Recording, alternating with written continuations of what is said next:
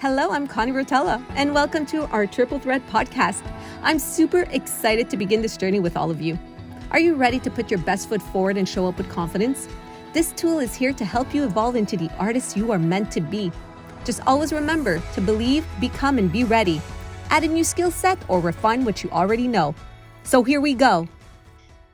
Hello, today I have this wonderful artist. She is the voice of Quebec. She is our voice in our hearts. She's a friend of mine. She's a singer. She's a vocal coach, and she's an actress. Let's welcome Kim Richardson. Hi, Kim. Hi, Connie. How are you doing? Good. I'm so happy to have you today in our industry talk, just to talk about the industry and your journey as a singer in the industry. My journey, wow.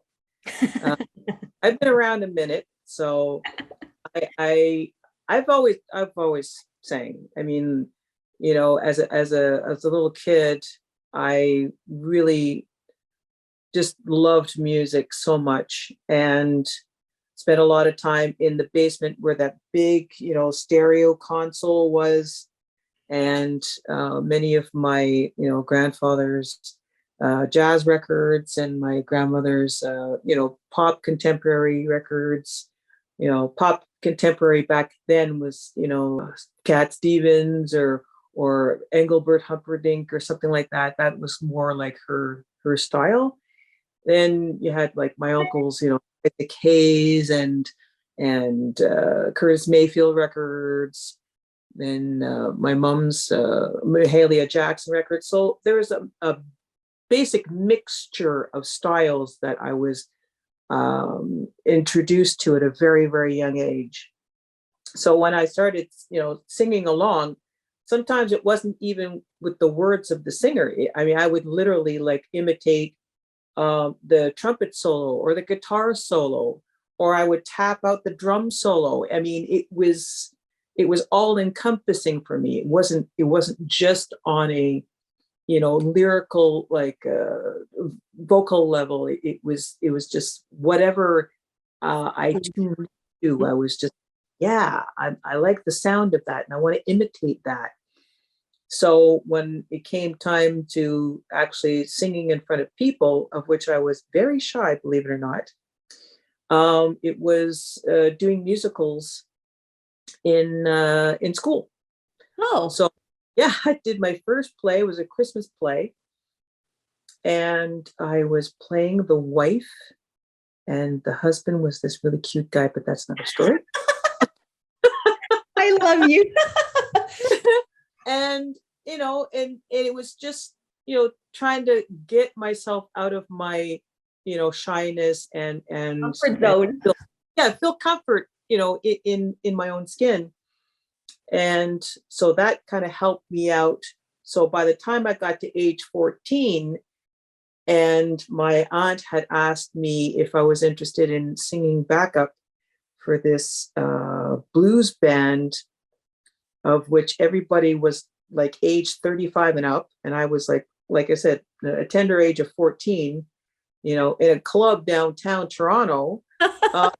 It was a pretty daunting task, but I said, hey, at least I'm with my aunt. I'm with somebody that I know and I trust. So I went into it and discovered that, this I could really, really, really get to like. So wow. I started as a backup singer. Yeah. So there you go. So at age 14, on that stage in a downtown Toronto club.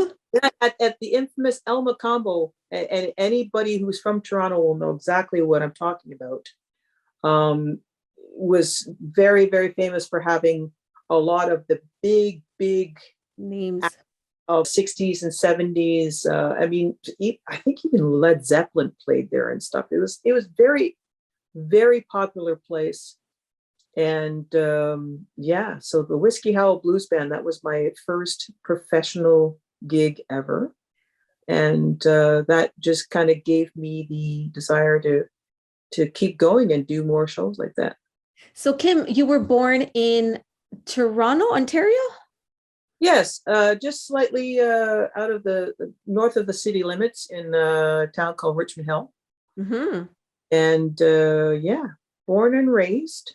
And then you Uh, decided to come down to Montreal for what reason? I can't remember what brought you here. it was originally with a gig with the Jubilation Gospel Choir. My mother had done the Christmas concert, because they did Christmas concerts every year for the longest time, and my mom was the invited guest the year of 1987. And at one point, she was in a conversation with Trevor Payne, the director, and she had mentioned that she has a sister and a daughter who sings. So, oh, okay. So why don't you three come back next year and you'd be like, the special guests. So I showed up, unbeknownst to me. I just thought, okay, I'm gonna just do this concert and I'm gonna like just pack up and go back home. You didn't come back home. I did. I did. Really? I ended up staying So you from fell in that. love with Montreal right away? Yeah, Wow. yeah, yeah. That bug got me good. It was just like, oh, I like the feeling here. I like the vibe. One gig turned into another gig, turned into another gig. I mean, that gig took me from there to doing a production of Little Shop of Horrors at the Centaur Theater. Yes. So I was there at least until February of 1989, because I did the Christmas concert in, of course, December of 88. So I ended up staying at least with that production until February 1989. And after that, I had met somebody who was in the cast who knew the musical director of Richard Seguin. Richard Seguin was looking for somebody to replace somebody who recently left the tour. So I ended up embarking on the Journée d'Amérique tour, of which that lasted on and off for 9 months. So once I got that gig, I got an apartment thinking I was just going to be there for the year. And then it just snowballed. And how many years later, she's still here. And you know what? I said you fell in love with Montreal. I have a feeling that Montreal fell in love with you because arrived and you digged the town, you were like, I like it. And then you started your first show and people came grabbing you like literally, Kim, I need this girl. I need Kim in my show. I need Kim in my show. And I just feel like it's always been like that for you. Thing for me is that I met the right people at the right time. Oh, My yes.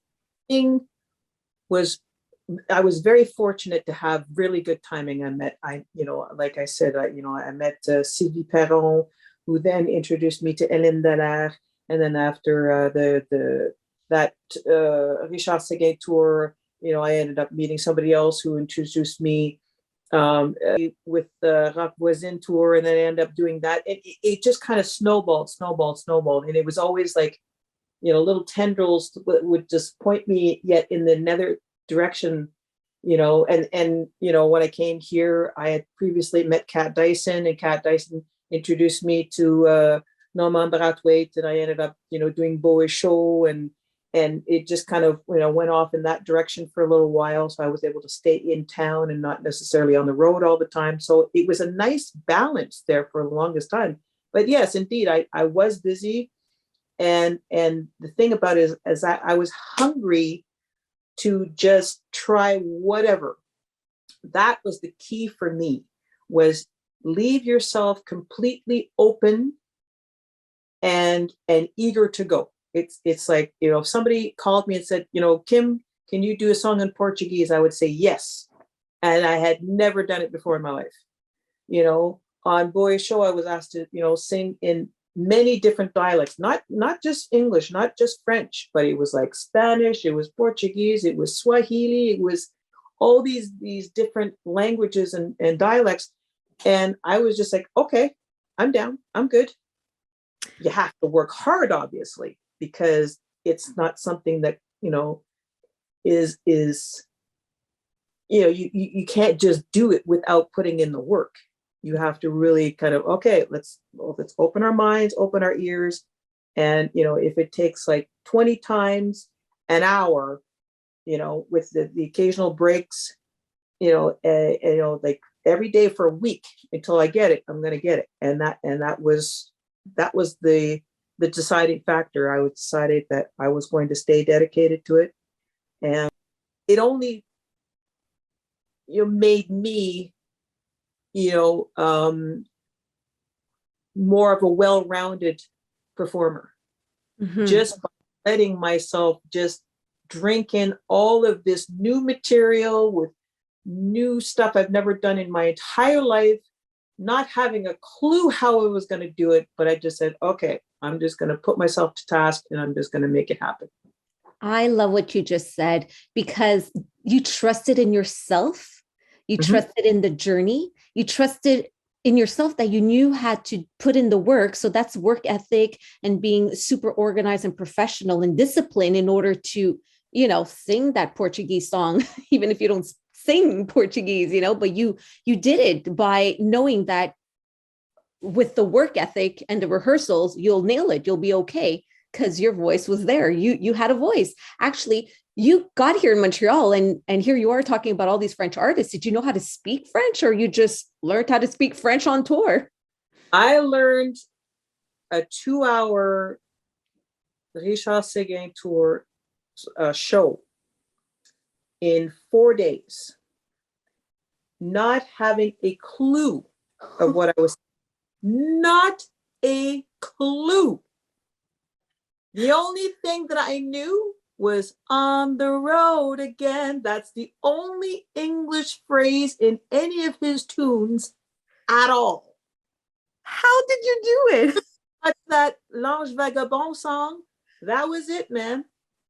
I was like, oh, okay, here's my spot. This one I can't mess up. Oh, that is so funny. You had no idea. Of Hélène Dalaire's house. She lived with her parents at the time in Boucherville. And so it's before I got my apartment, obviously. And that was it. It was like, okay, let's do it again. Let's do it again. And it was all phonetically done. I learned it phonetically. I wrote it like I wish I kept that paper, because I would be like on the floor laughing how ridiculous those words look to me now, because now I understand. But back in the day, it was like literally, I just wrote it the way it sounded to me. Well, I'm just trying to picture you on stage singing in French and not knowing what you were saying, but you were still doing it. Well, not only did I not understand what I was singing, but I wasn't understanding what anybody was telling me after the shows. Like, hey, they could have been saying like, you're a piece of crap. And I'd be like, yeah, okay, thank you very much. Because I didn't understand. I had no clue at all. It was like that deer in headlights stare. It was just like, ah. Oh my God. Because not only are you an Anglophone coming into Montreal, and you know how Quebec artists and the French language is so important, they welcomed you in. They fell in love with you. You have been so lucky because you work a lot in French. Like, I do. I work more in French than I do in English. Imagine. So when people say about the language barrier, did you feel like you had to struggle there? People always respected you, right? I think I had earned their respect just by the fact that I wanted so much to be respectful of the French language and learn it and understand it and perform in it and just be totally immersed in it as much as possible, just so that I could do it justice, because you don't want to go up there and sing the language like your whole life and still not take the time to learn exactly, okay, like what is this that I'm singing? Because in essence, it is all about what you're singing. Mm-hmm. You have to bring a kind of emotion to what it is that you're singing. The song itself, it's a story. You're telling a story in song. You're putting music, you're putting a melody to it, and you're taking everybody on a journey every time that you are singing. And without a certain extra something from yourself that you put into that interpretation, Mm-hmm. you know, it it somehow, you know, leaves a gate closed a little bit. I think the more that you're able to be vulnerable Yeah. and open yourself up to really emote the feelings that you have yourself, that maybe, you couldn't say if you were talking to somebody, like, you're talking to your beloved, or you're talking to your ex, or you're talking to whoever. You find yourself in a situation where you're able to express all those feelings that you kept inside, and that you could just pour into the song. Mm-hmm. And that's where the magic happens. That, Mm-hmm. for me, that's where the magic happens. A lot of the times people say, well, Kim, like the way you sang that song, oh, it just touched me so much. And that's it. That is it in a nutshell.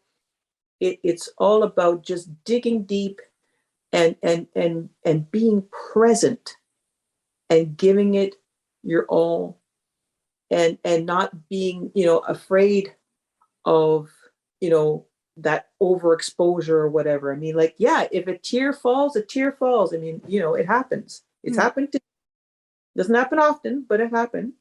And it's just, It's it's, magical. So, it, Kim, yeah, it is.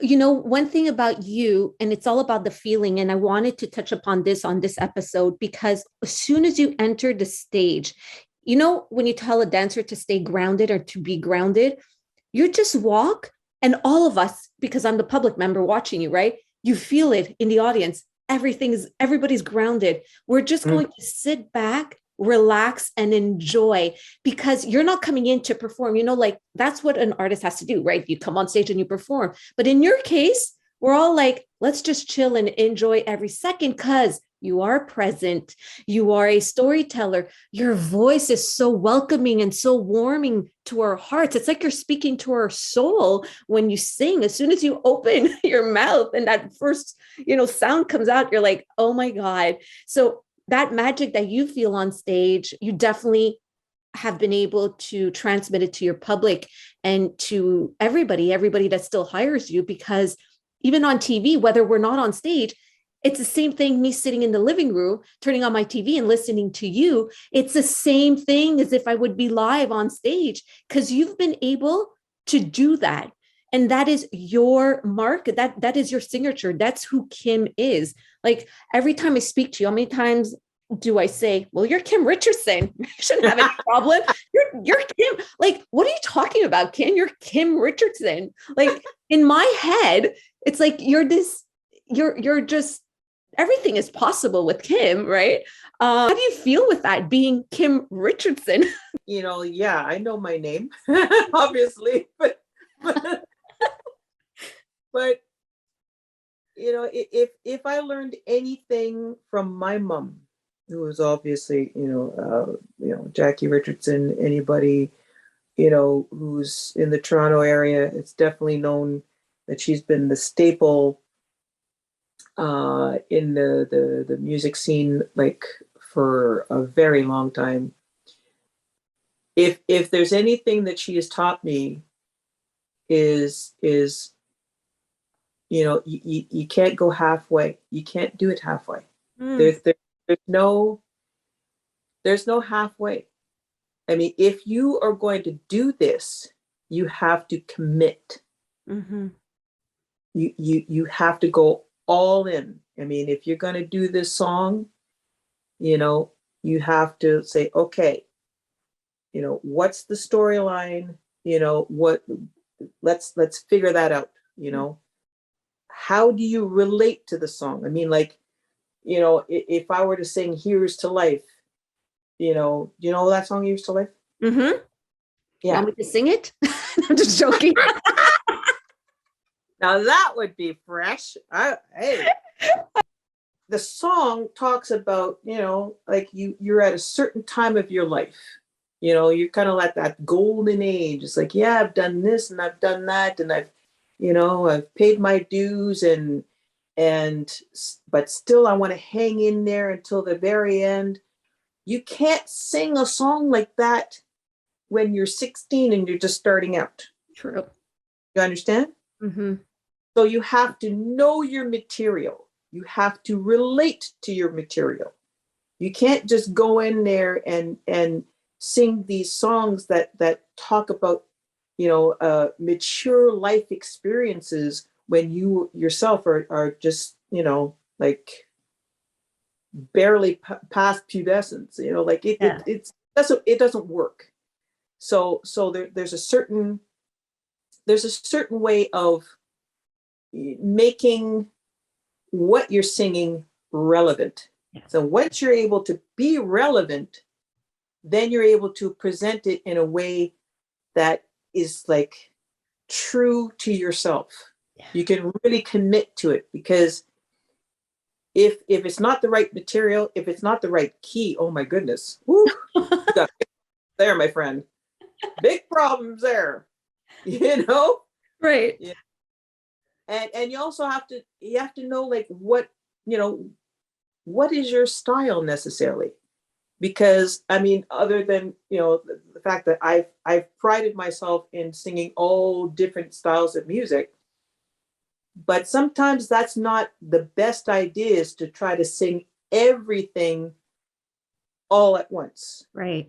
Sometimes you really need to just, okay, let's take this and just like, okay, let's figure this out. Let's put the finishing touches on there. Let's find where our tone kind of coincides with that, and then you can kind of say, oh, okay, let's pass over here and see what we could do with that. There's nothing wrong with wanting to do different styles of music, but I really suggest not to do it all at the same time. Mm-hmm. Because at one point in high school, I was doing hard rock, and I stayed with hard rock for quite a while.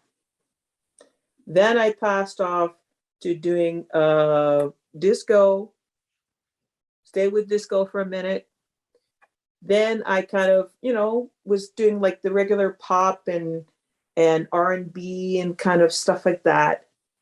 And when I came to Montreal, that's when I got into the jazz scene, of which, that was completely, I mean, like I'd listened to it like a lot during my early life, but I tried to do it live, which was kind of daunting. But this is the thing. It's like there's certain stages of which I could say, let's just establish, okay, if it's pop that you want to do first, okay, but commit to it. Do it all the way, just really find where, like the right keys for your voice, find, the material that you can relate to, that the lyrics speak to you, the melodies going, in a direction that you like, that you can really sink your teeth into it. And then you could just kind of branch off from there. And don't be afraid to, challenge yourself. That song that's like, oh wow, that could really be like hard to do, but don't be afraid to challenge yourself. You have to kind of set these little goals for yourself. It's like, oh, that's a tough song to sing, but I want to be able to do that. Set your goal and work your way up, and then once you got that, then you just keep going up and up and up, and next thing you know, you're able to be as well-rounded a singer, and that's when things just come to you. They just, opportunities open up, and the next thing you know, yeah, you're working, and you're in a really, really good spot. Yeah, just like you, I know. And you know what, Kim, you're so humble. And even if you walk into my studio, everybody knows you, but you don't come in acting or being like a star. You're Kim, and you have normal conversation with people. Even, like this is your career. This is what you do. But what I love about you, even if you walk on set or walk into a studio, walk into a grocery store, you're Kim and you're going to say hi to people and how are you? And I just love that about you, that you're just such a real person. Well, there's nowhere where it says that, a singer who's been in the game as long as I have stops being a real person. Mm-hmm. Because, we wake up and, we do the same things that, every other person does. We have to wash our dishes. We have to, scrub our floors. We have, this is real life here. So why not just be, like a real person? Yeah. There's no kind of like, well, do you know who I am? I'm Miss blah blah blah. I mean, like, who's got time for that? There are people, Kim, there are people that do that. And unfortunately, that comes on in at least to me, that comes from a place of insecurity.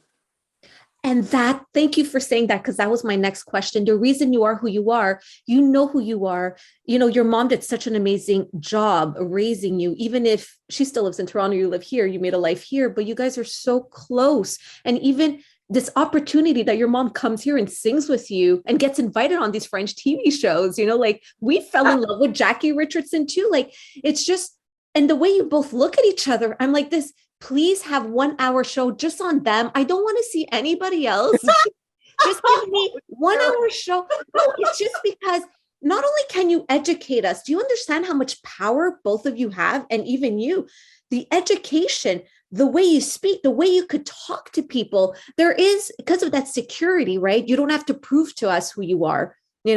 A lot of artists, I feel that they have to perform or they have to be loved by Quebec, and they have, the star system that they created, because they're the only ones using that star system. We're not, but it's just so nice to feel that reality, that human touch, that human connection, that human love. And this is what we need to see more and more. So I thank Montreal for welcoming you and getting your mom on these so many, because she surprised you so many times where you're like literally singing live and then your mom pops on screen and you're like, should I react? Should I keep going? Hey, mom. And then they sing together. I'm like, what is happening? It's just. Well, that particular moment on Direct de l'Univers, I mean, that was extra special. I didn't see it coming at all.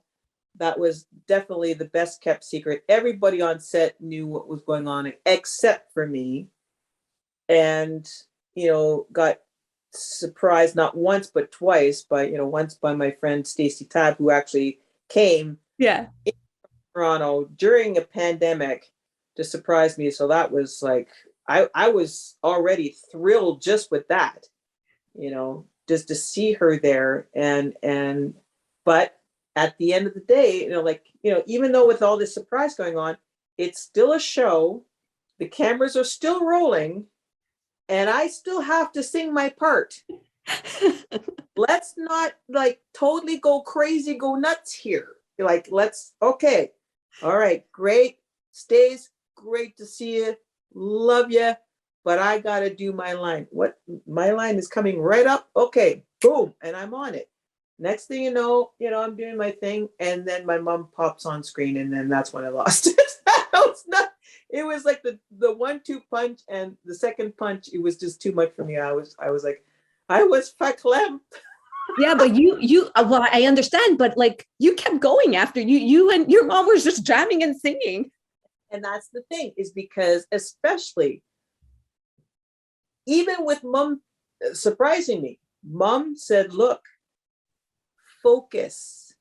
You got to stay in it 100%. So I had that moment to kind of like, okay, all right, okay, I caught my breath, and all right, let's start back to singing, because I had a job to do.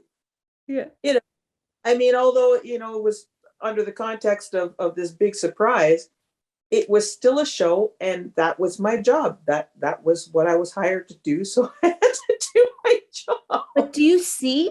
But this is a difference. Someone like you, they knew you were able to handle the surprise. This was huge, because some people might cry and not be able, shake and whatever. But because I spoke about that groundness, your mom just brought you, you stayed, bang, and you delivered a show. So in my head, it was like, yeah, Kim would have been the only one that could do something like this. It's just so perfect. And so when you spoke about insecurities before, what did you want to say? It's not about being naturally insecure, because I believe that all insecurity can be rectified if you want it bad enough.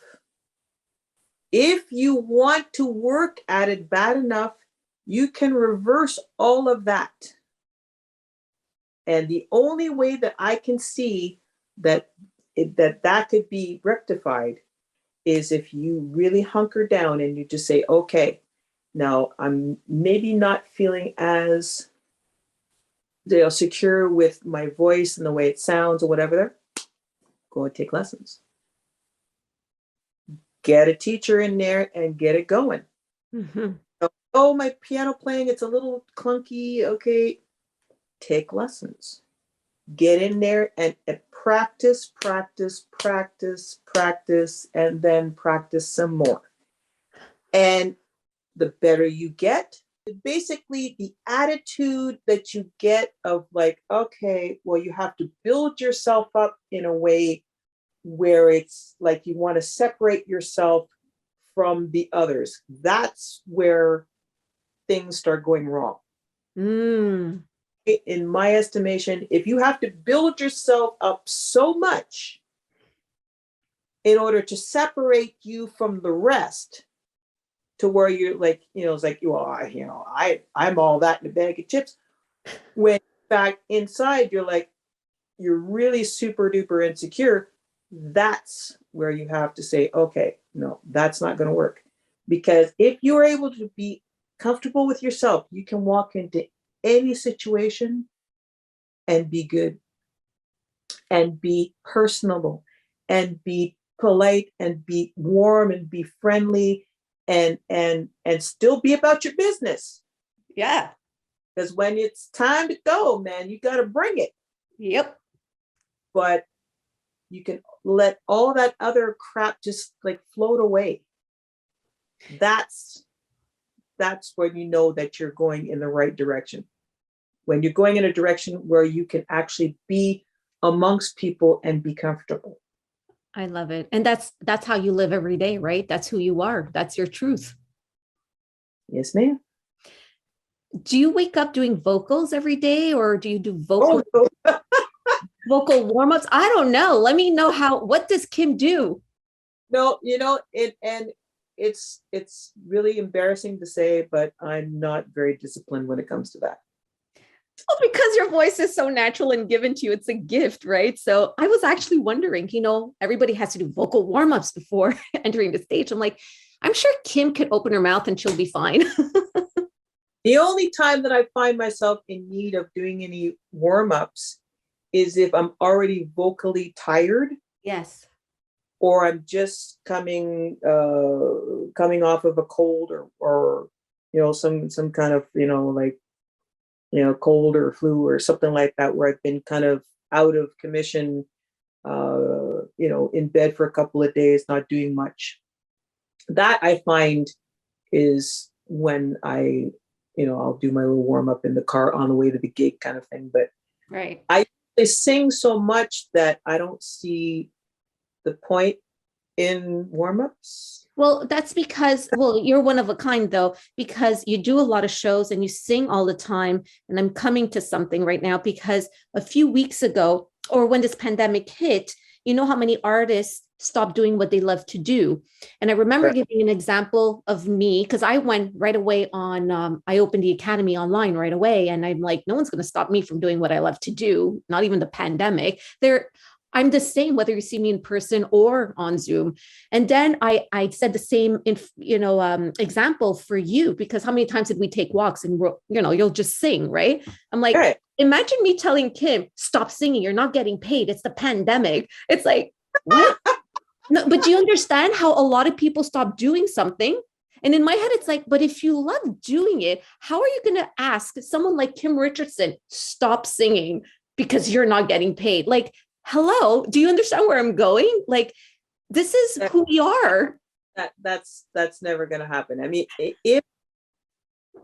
if you decide that you want to use your, your talents or you put your energy into something else because you feel gravitating towards it, then by all means do it.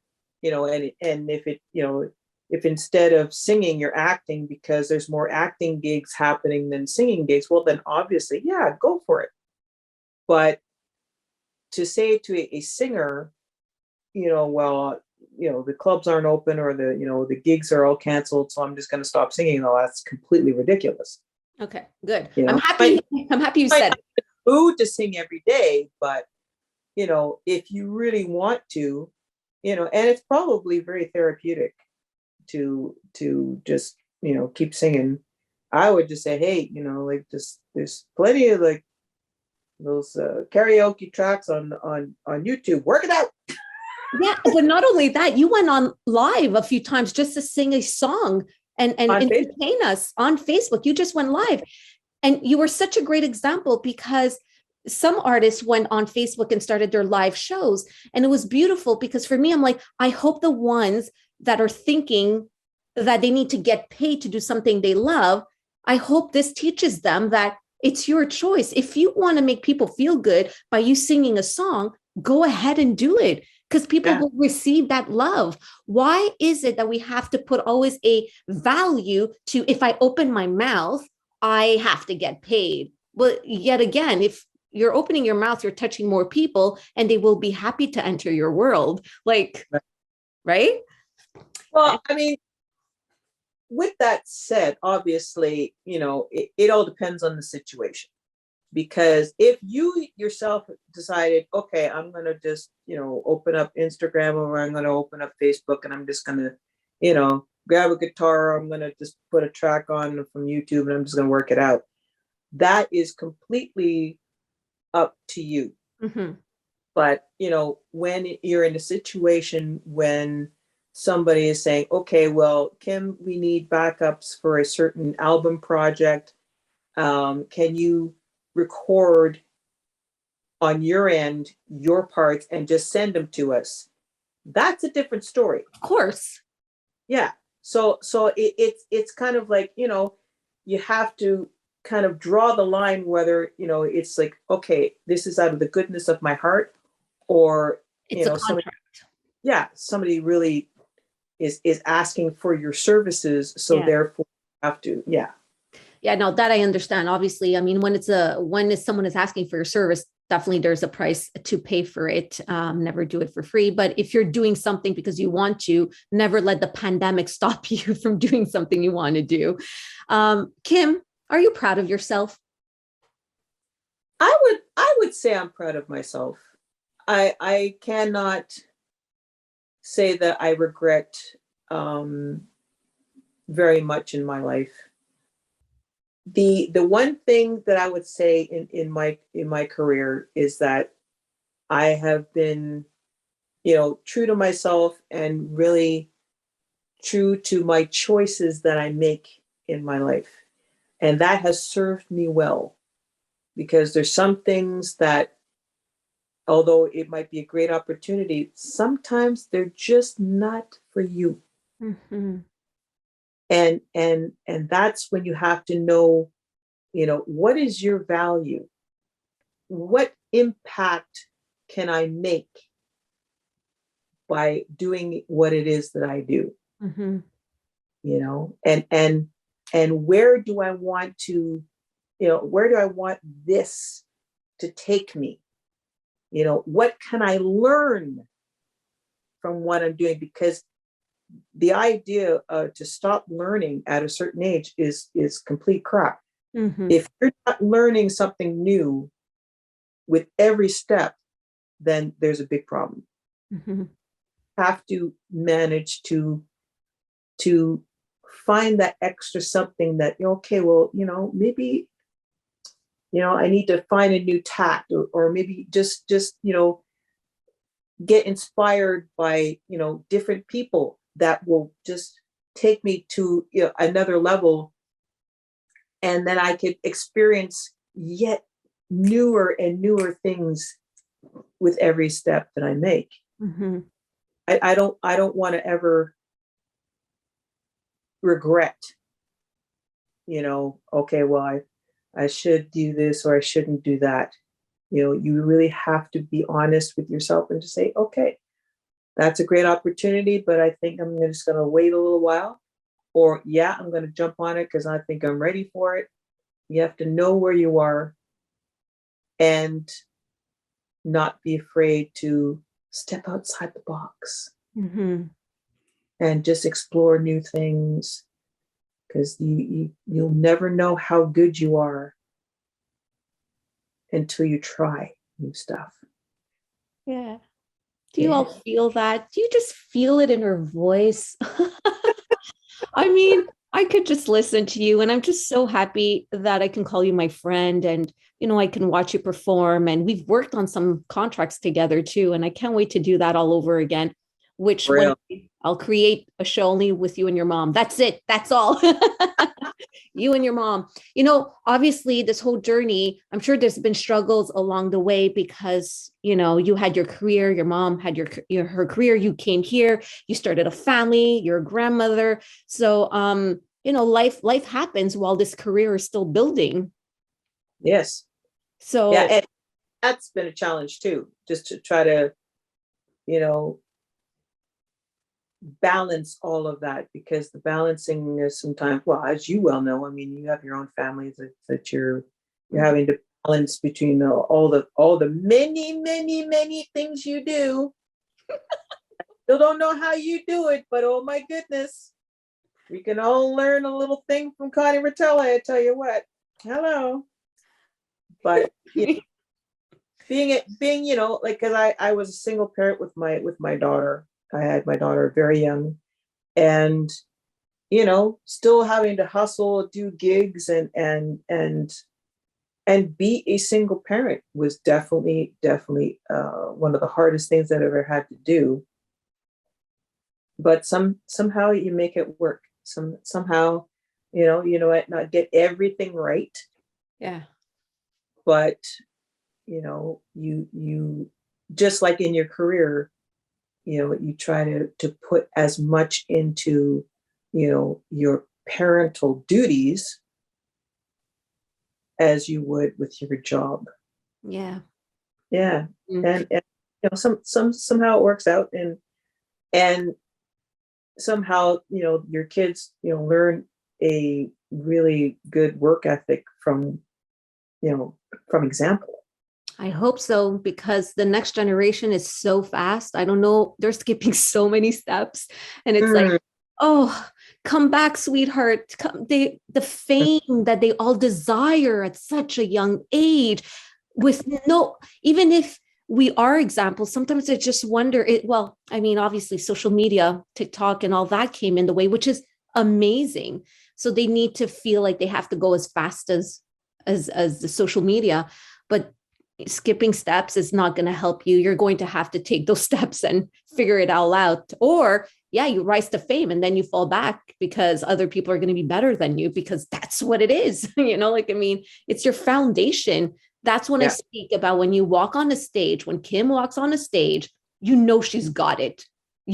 Actually, did you ever lose your voice? I'm actually wondering. Oh, of course. Oh, okay. I would, even if I didn't. Okay. All right. Yeah, I had this gig once. I don't remember where I was. I was out of town. And, voice was fine all day. And just, slightly before, I think I ate dinner, and then just slightly before the show, it's like started to be like, a little iffy. So I got in maybe the first 4 songs, and then it was like, no way. Well, I just talked, sing through that whole rest of the show, and what my one thing that I say is that when all else fails, dance. Ah, Oh, there you go. I was putting it all out. I was a dancing fool. I was just like, hey, put the moves on them, baby. Put the moves on them. So you see, you fell into dance. They really just, because that's actually my first love is dance. Uh-huh. If you really want to know. I took dance lessons from age 6 to 16 and only got discouraged when my dance teacher told me that I was a little too top heavy and a little too bottom heavy in order to be a dancer. So I stopped. That's not cool. We talk regrets. Yeah, that's one of my big regrets is to listen to that nonsense. You have to speak to your younger self. What would you tell her today? What would I tell? Don't stop dance lessons. Oh my God, thank you. Kim, a lot of teens that were really great stopped dancing as soon as pandemic hit. Worst thing you could do. Worst thing you could do. Thank you. Yeah. Take those piano lessons even though they told you not to. Yes. Because I had a choice. You said you want piano lessons or you want dance lessons. I took dance lessons. But in fact, I should have had both. Because piano, I think, is one of those things that I missed out on. Because, everybody tells me, like, because of my hands, yeah, I was a great piano player because I've got that reach, right? So yeah, take those piano lessons and just don't listen to the haters. Oh, don't. Totally. Surround yourself with really great people, just like Kim's career, led her to one gig to another gig and people were referring her, but she was always surrounded with really great people. You had an angel watching over you for sure. Clearly. I mean, I cannot stress how truly blessed I've been in my career. There's just been so many lovely opportunities that I was able to take advantage of and learn a lot from. Mm-hmm. From a very young age, I was, just drinking everything in like a sponge. I would like watch and listen and learn. That's it. Keep your eyes open, keep your ears open, and just drink it all in and really just like, okay, just pick them out. Okay, the do's, yes, that works. Okay, so do that. Okay, that's not cool. Don't do that. Because there's so much that you can learn about the do's and don'ts so that you can already put yourself in a safe spot and just keep rising from there. Because there's so many bad examples of what not to do. Mm-hmm. So, just make sure that it feels good to you in a positive way and just build on that. Thank you for being so wonderful, Kim. And thank you, Montreal, for keeping Kim everywhere, like on stage, on TV. Just keep doing that job. Please just keep Kim everywhere. Keep her busy every day. I'm not going anywhere. I'm definitely, I think that, my love of Montreal is definitely deep, and I don't see myself going anywhere else. I love it too much here. So, I'm just so grateful that, this lovely city just welcomed me with open arms, and the love is mutual. Oh, I know. And we feel it. We feel it everywhere. Thank you so much for sharing your story, your journey with us. And thank you for being so wonderful. And you are doing the work, and we are so grateful for everything that you do, and keep up what it is that you do so very well, my dear. We love you. Thank you, Kim. All right. This is it for today. And Kim, have a great day. I'll see you soon in real life. Amen. See you soon, darling.